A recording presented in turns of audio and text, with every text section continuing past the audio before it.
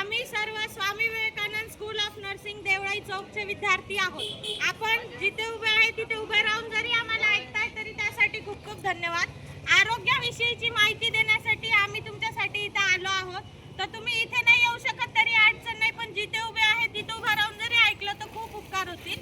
तर आरोग्याविषयी आपल्या गावामध्ये आपण बघतो की जनजागरूकता नसते, पूर्णपणे माहिती नसते किंवा माहिती नसल्यामुळे देखील वेगवेगळे आजार होतात।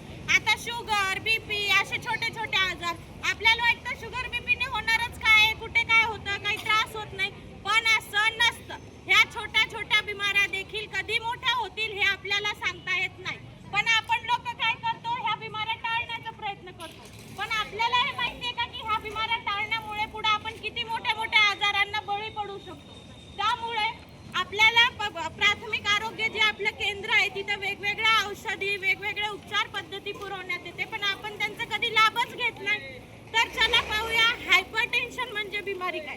आता तुम्ही म्हणणार मॅडम हे हायपरटेन्शन काय हो, आम्ही तर कधी ऐकलंच नाही, पण असं नसतं। हायपरटेन्शन ही बिमारीच आपल्याला माहित नाही, आम्ही तर हा शब्दच पहिलीच ऐकतोय। पण बीपी म्हणलं तर सगळ्यांना समजतं की बीपी म्हणजे काय। अरे हा बर का, माझ्या बायकोला बीपी आहे, मला बीपी आहे, माझ्या मुलांना बीपी आहे, आपण असं म्हणतो। पण नेमका बीपी म्हणजे काय, नेमका बीपी वाढतो कशामुळे, बीपीचा त्रास कशामुळे होतो, बीपी पुढे काय काय प्रॉब्लेम करू शकते हे आपल्याला माहीतच नसतं। तर चला बघूया नेमका बीपी म्हणजे काय, बीपीवर आपण काय उपचार पद्धती घेऊ शकतो।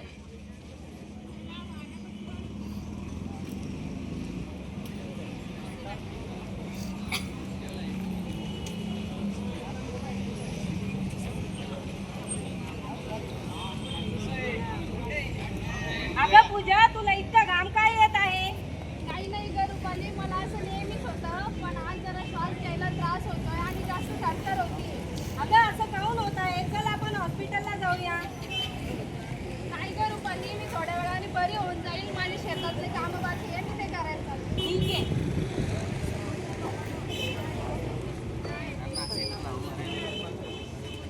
अगं पूजा, तू ठीक आहेस ना? तुला चक्कर येते का? चल मी तुला हॉस्पिटलला घेऊन जाते।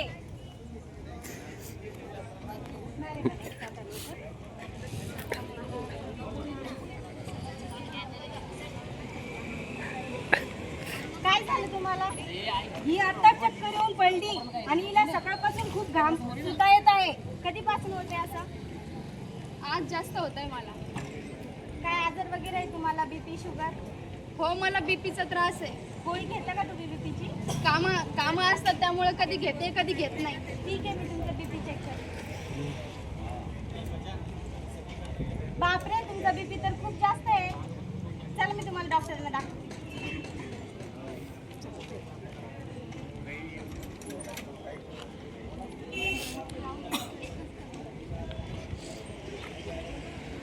मॅम, यांना बीपी आहे पण या गोळी घेत नाही।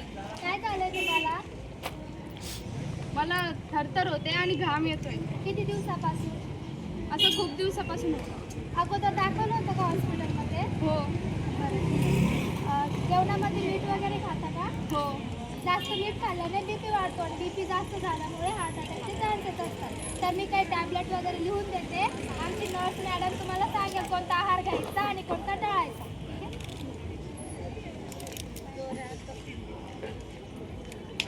चला मी तुम्हाला कोणता आहार घ्यायचा आणि कोणता टाळायचा ते सांगते।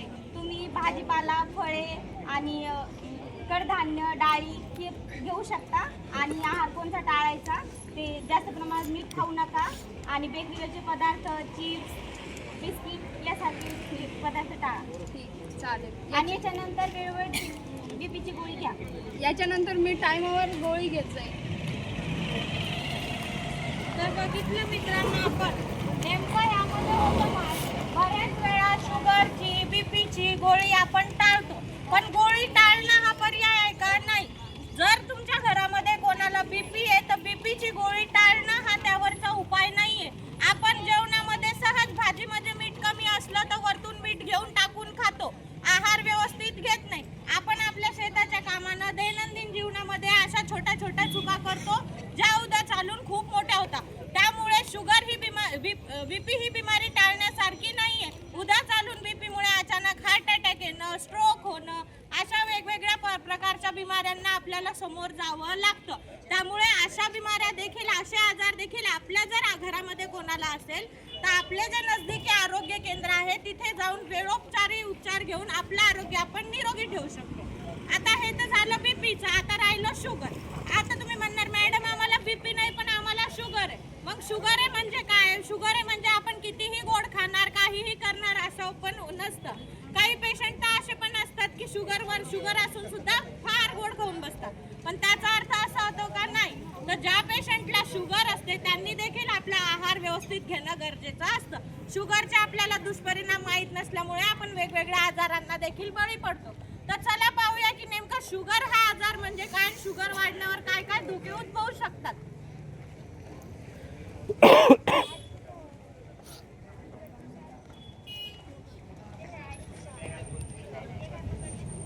अगं नंदिनी, हे तू काय करतेयस?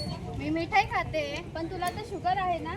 हो, पण मग मी गोळ्या पण घेते आणि मिठाई पण खाते. तू जर एवढी मिठाई खाल्ली तुला त्रास होईल, तुझी शुगर वाढेल ना? नाही नाही, काही नाही होत. आज बी मारायचंय, उद्या पण मारायचंय, काही नाही होत. नाही चल, तू आज खूप मिठाई खाल्लेली, आपण हॉस्पिटलला जाऊ. नको, मला नाही जायचंय. नाही, चल आपण जाऊ.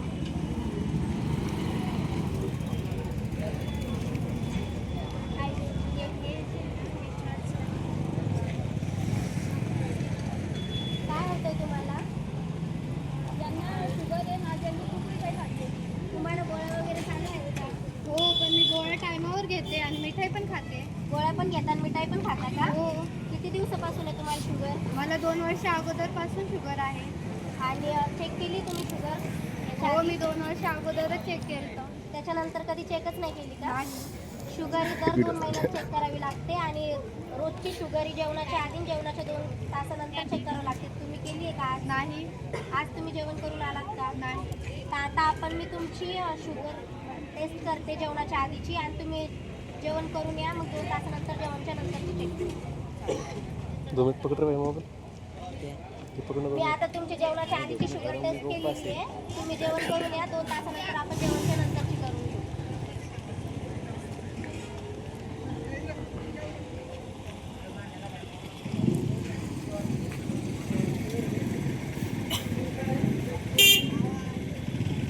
मी आता 2 तासानंतर जेवण करून आले. तुम्ही एकदा चेक करून घ्या. बापरे, तुमची शुगर तर 450 प्लस आहे. खूप शुगर आहे तुम्हाला. मी ना डॉक्टरांना दाखवली.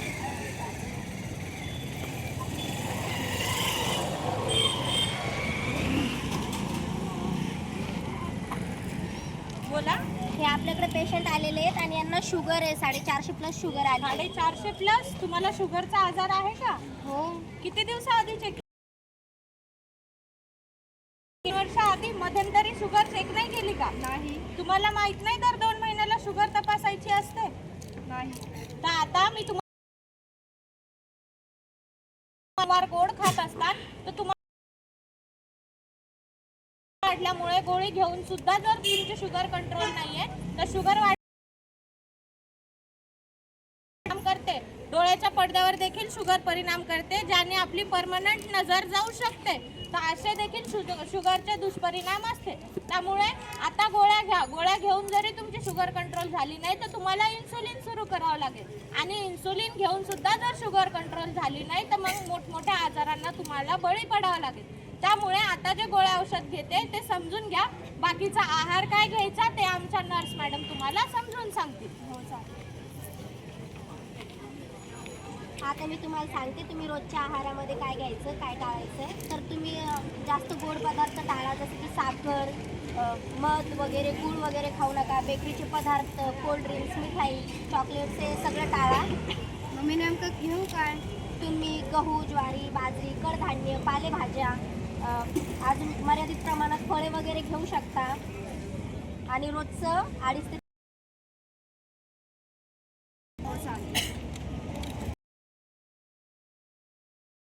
आपल्या मित्रांनो, आपण शुगर ही काय असते आपण बऱ्याचदा आपल्या घरपर्यंत तेव्हा शुगर असून सुद्धा गोळी खाऊन सुद्धा गोड खातात. पण शुगर दिसत नसले तरी शुगर ही अति घातक रक्त सोडते आणि आपले वेगवेगळ्या अवयवांवर देखील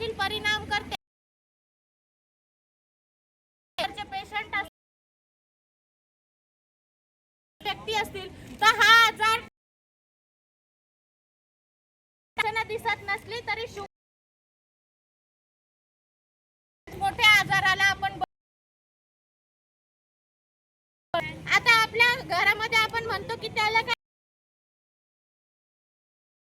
फीवर झाला म्हणजे काय, आपल्याकडे साधारण एक किंवा त्रास होतो तेव्हा, पण ताप वाढणं म्हणजे फळ नसतं. उकड आणि उघडं पाणी उकळून न पिलेलं, पण आपण या गोष्टींवर कधी लक्षच दिलं नाही. आपण बळी पडतो हे देखील आपल्याला माहित नाही, पण आपल्या छोट्या छोट्या चुकांमुळे केवढा मोठा आजार आपल्या. पाणीपुरी घ्या, पाणीपुरी 10 रुपये प्लेट. पाणीपुरी घ्या, 10 रुपये प्लेट. पाणीपुरी घ्या, पाणीपुरी 10 रुपये प्लेट. घ्या पाणीपुरी.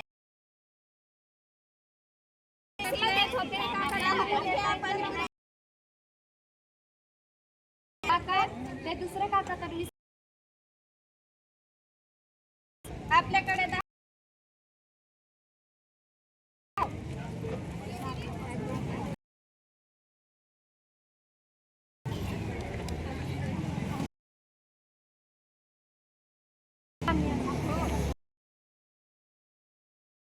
टेस्ट पण नव्हती. हो गो तरी बरी होती. काय झालं?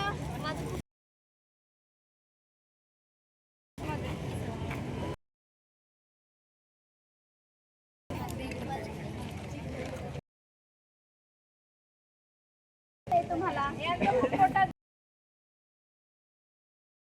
होतं का? पाणीपुरीचं पाणी सॅल्मोनेला नावाचं जीवाणू असतं, त्यासारखे आजार होऊ शकतात. चला तर आपण डॉक्टरांकडे दाखवू.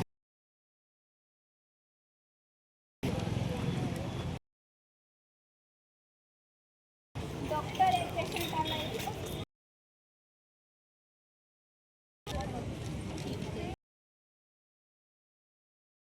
रोज उकळलेलं पाणी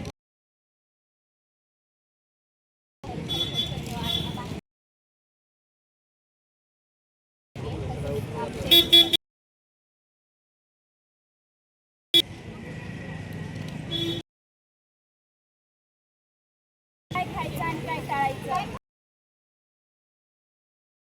निंबू पाणी प्यायचं,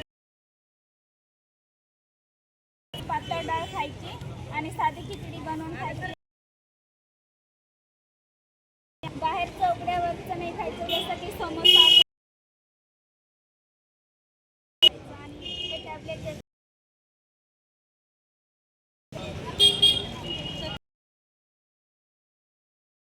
टायफॉइड फीवर हा आजार उकड कच्चे अन्न खाल्ल्यामुळे देखील पसरतो. पण ह्या छोट्या छोट्या गोष्टी पुढे चालून आपल्या आरोग्यावर किती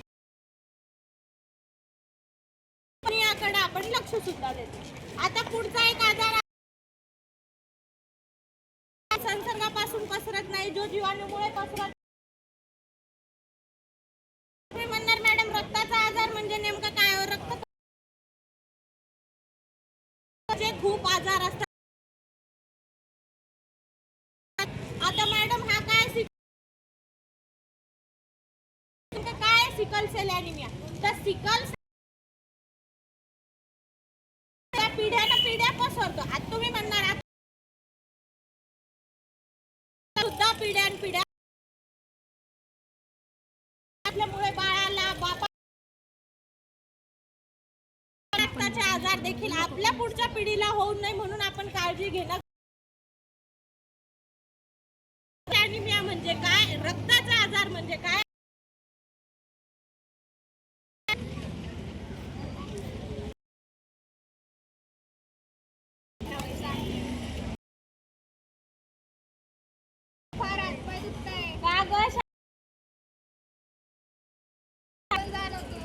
बरं ठीक आहे, चला.